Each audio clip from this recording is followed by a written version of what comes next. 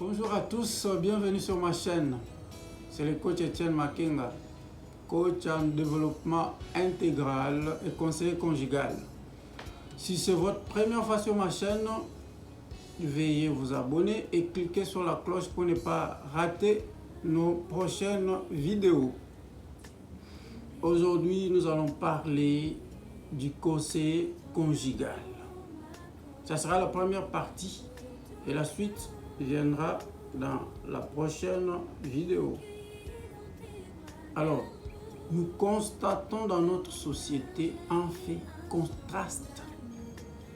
Comment peut-on expliquer que deux personnes qui s'aimaient de tout cœur arrivent subitement à se détester, se haïr, se faire du mal, se vouloir du mal, voire arriver au meurtre?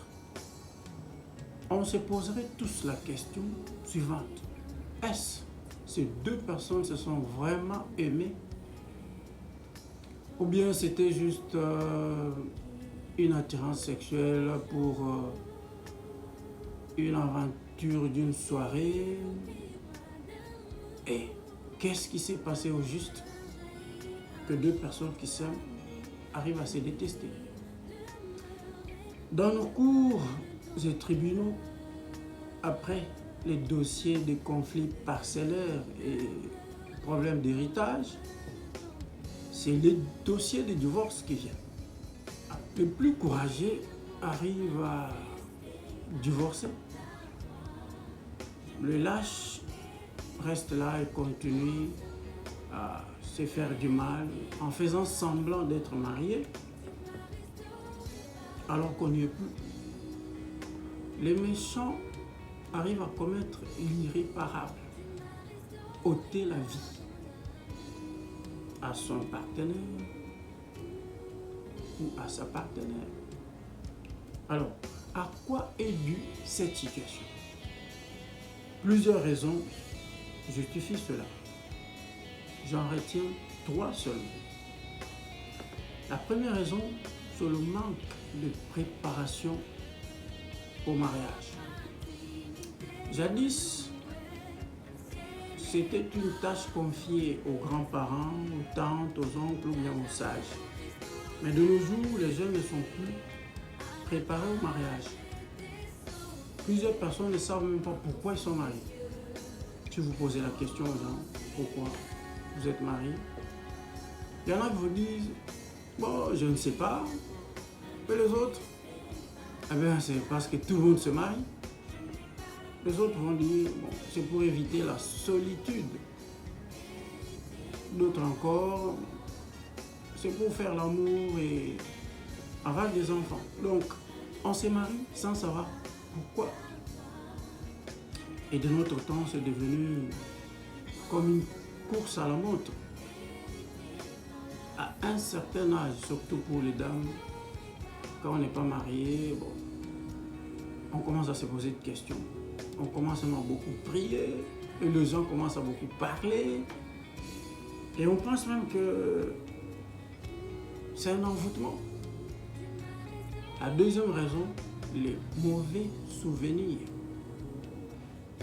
La plupart des parents n'ayant pas été eux-mêmes préparés au mariage ont été de mauvais modèles pour les enfants. Et ceux-ci, devenus parents à leur tour, ont été de mauvais parents. Généralement, les souvenirs d'enfance refont surface à un certain moment et nous poussent à agir brutalement de manière inconsciente. La peur et les frustrations accumulées dans l'enfance nous poussent soit à détester le mariage, soit à devenir de mauvais conjoints, soit des sadomasochistes. Et même si on fuit le mariage, on se dit on ne va pas se marier et puis on reste comme ça. Mais cela nous rattrape dans la société.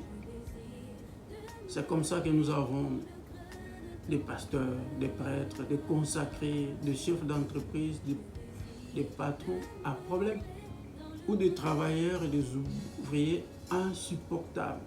C'est alors qu'intervient le rôle du conseiller conjugal. Alors, quel sera son travail? Il va chercher d'une part à apprendre l'ABC de la relation homme-femme et d'autre part à aider la personne à guérir de ses peurs et frustrations de l'enfance pour faire de cette personne quelqu'un de bien, quelqu'un d'utile à la société. Alors, un conseiller conjugal, qui est-ce? C'est quoi son rôle? Et pourquoi avoir un conseiller conjugal? Ceci fera l'objet de notre prochaine vidéo. Merci beaucoup pour avoir suivi cette vidéo. N'oubliez pas de vous abonner et de partager parce que vous pouvez sauver une vie quelque part. Et en cas de besoin d'accompagnement, n'hésitez pas de nous contacter sur notre numéro WhatsApp qui s'affiche au bas de vos écrans.